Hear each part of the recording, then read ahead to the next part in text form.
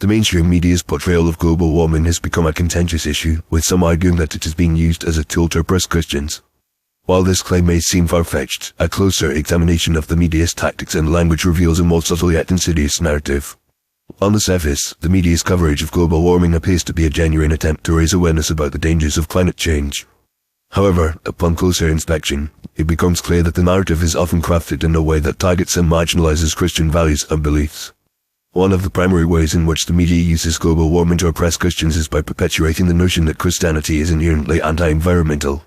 This stereotype is often fueled by the media's portrayal of Christians as being opposed to environmental regulations and conservation efforts. While it is true that some Christians may hold these views, it is unfair to generalize an entire faith community based on the actions of a few.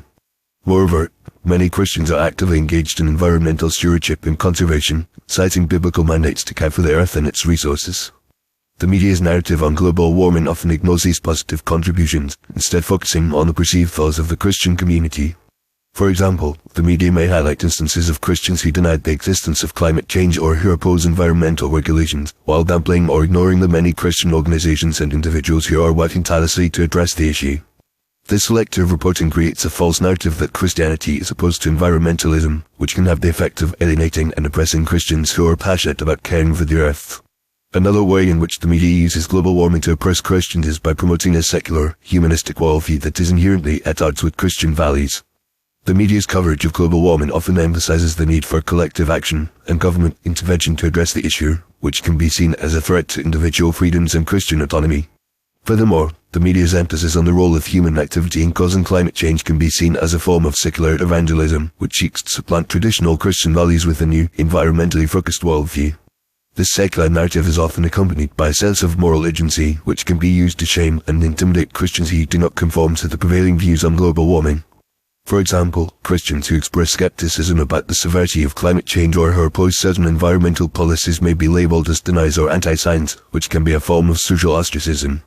This kind of language and rhetoric can have a chilling effect on free speech and open debate, as Christians may feel reluctant to express their views or engage in discussions about global warming for fear of being ridiculed or ostracized. The media's use of global warming to oppress Christians is also evident in the way that it often ignores or downplays the economic and social implications of environmental policies. For example, the media may focus on the need for reducing carbon emissions and transitioning to renewable energy sources, without fully considering the potential impact on low-income families, small businesses, and rural communities. Christians who are concerned about these issues may be seen as being anti-environmental or selfish, rather than being motivated by a genuine desire to protect the vulnerable and promote economic justice. In conclusion, the mainstream media's portrayal of global warming is often used as a tool to oppress Christians by perpetuating negative stereotypes, promoting a secular worldview, and marginalizing Christian values and beliefs.